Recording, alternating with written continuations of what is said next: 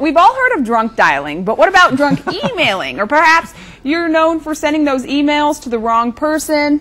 I've done it before. KXLY4's Colleen O'Brien is here this morning with a new Google email feature that'll help solve this problem. All right, how does this work? It's called Google Goggles, and the way it works is you set it up and it gives you a short math test before you can send the email out. Now, by default, it's on during weekends and nights mainly because that's when people are doing the most drinking. But it's also for people who just can't seem to, maybe you're angry and sending an email. It makes you take that math test so you can maybe calm down while you take the math test, or it assesses your state of mind while you're doing it. So it's for anybody who is that habitual drunk emailer or drunk dialer, perhaps. Let me show you a little bit about it. On the official Gmail blog, it talks about it here. And it's just for people who say, sometimes I send messages that I shouldn't send. If you say that to yourself at any point, maybe this is for you and you should set up a Gmail account. Here's the math test. So they're basic. They're not any algebraic equations. 69 minus 38, 11 times 2, anything like that.